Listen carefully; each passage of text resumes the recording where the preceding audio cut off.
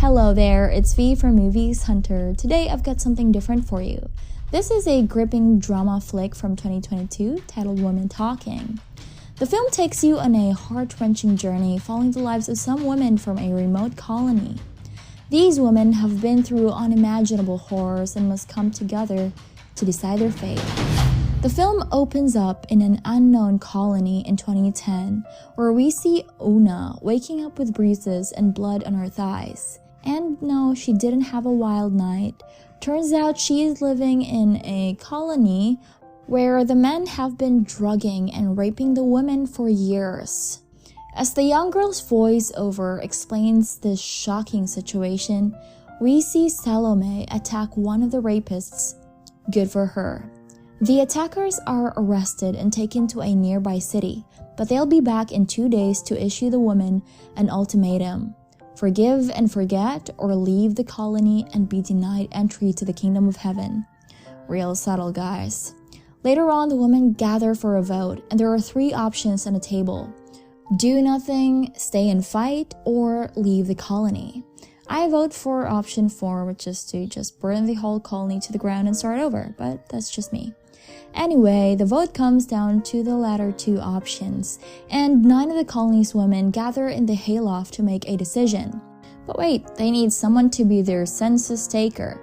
Enter August, one of the remaining men. Great, just what they need, another man to boss them around, but I guess it's better than nothing.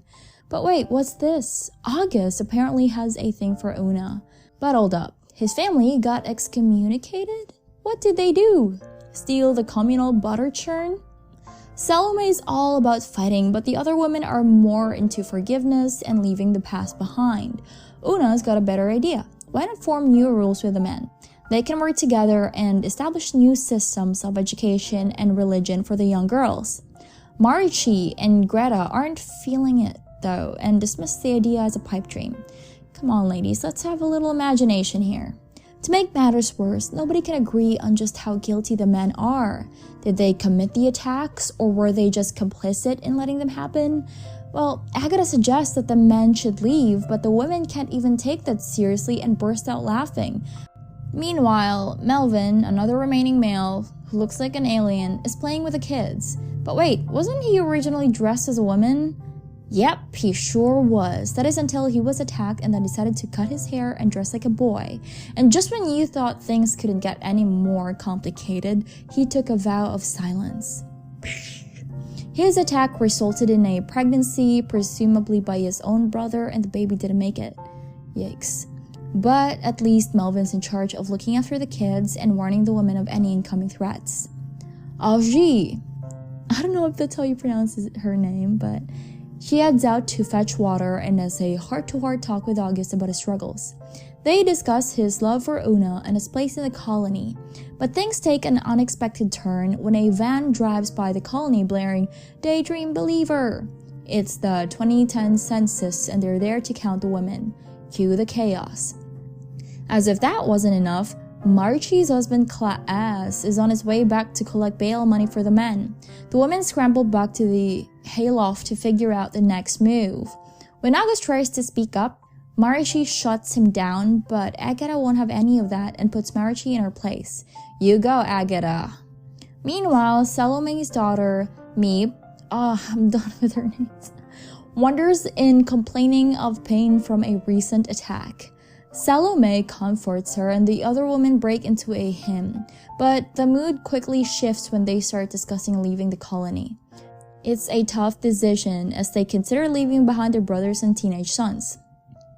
August takes Una aside and confesses his feelings, offering to take care of her and her child, but Una's not interested in marriage and worries about what will happen to her child if they leave the colony. The women reconvene and August offers them a map to help them find a new home. Una seems more open to the idea of leaving, but Mijal has a panic attack when she suddenly recalls her attack. Salome, the badass protector of her daughter Meep, is ready to fight to keep her safe. But Agatha, the wise mother of Salome and Una, tries to get her sisters to consider their faith and beliefs before making a decision. But Salome knows that if she stays in the colony, she'll end up becoming a killer. Meanwhile, Marche, the stubborn one of the group, won't budge from her position.